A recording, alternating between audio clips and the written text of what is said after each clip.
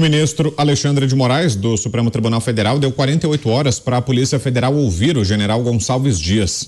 O então ministro-chefe do GSI apareceu em imagens divulgadas nesta quarta-feira, circulando no Palácio do Planalto entre os invasores no dia 8 de janeiro. Moraes ainda determinou que sejam identificados todos os militares que aparecem nas imagens dentro do Planalto e que também sejam ouvidos, caso não tenham prestado depoimento ainda. Quem deve identificar os militares é Ricardo Capelli, que assume o cargo interinamente.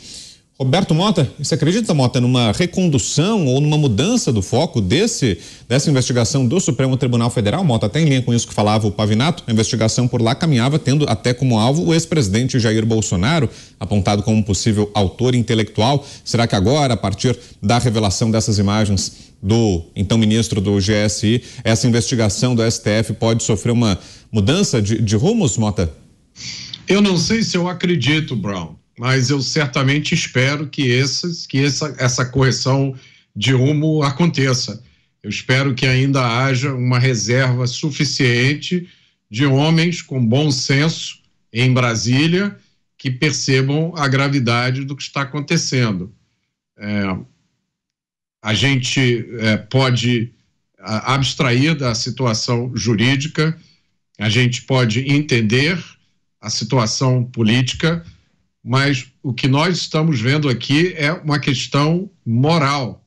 Devem haver limites morais, até para as ambições mais fortes. Quando esses limites são quebrados, a gente não sabe mais para onde as coisas vão parar. Eu acho que o Congresso Nacional agora tem uma oportunidade única nas suas mãos de literalmente escrever a história.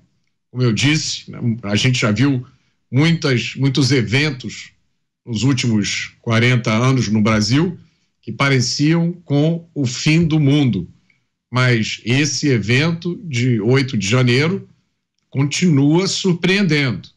E fica mais surpreendente ainda quando a gente passa a observar as muitas coincidências do 8 de janeiro de 2023 em Brasília com 6 de janeiro de 2022 no Capitólio, nos Estados Unidos. Quer completar, Pavi? Temos mais um minutinho. Quero complementar, sim. Quanto à CPMI, nós vimos que o governo agia contra, agora ele quer agir a favor, porque ele quer participar para tentar fazer uma operação abafa. Tem uma coisa que ninguém da imprensa percebeu. Ninguém da imprensa percebeu, e talvez seja uma percepção equivocada minha, mas é uma leitura que não é inexata. Perceba que Lewandowski se aposentou, Lula deveria indicar Cristiano Zanin Martins, para o STF. Perceba que Pacheco segurou até onde deu a não leitura para a abertura da CPMI. Perceba que, na véspera do dia em que Pacheco faria a leitura, sai uma notícia de que Cristiano Zanin Martins e a mulher dele, a Valesca Teixeira Zanin Martins, eles maltratavam babás e foram condenados em 2017. E no dia seguinte, Pacheco, ele adia sem mais nem menos a leitura da CPMI. E Pacheco tem interesse em assumir o STF.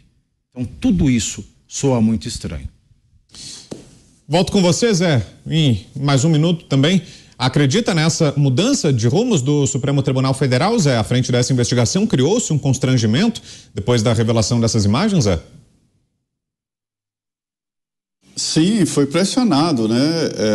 Olha, Pavinato, você tem toda a razão. Já 3 senadores me falaram ali e dizem que já até perguntaram para ele, para o Rodrigo Pacheco, se ele iria assumir uma vaga no Supremo Tribunal Federal, que ele desconversou e nem disse que sim e nem disse que não. É possível, sim. É possível que ele seja indicado para o Supremo. Eu vi aqui de que, na verdade, não é nem imediatamente, que isso poderia ser na vaga de Rosa Weber, e não essa que está aberta no Supremo Tribunal Federal.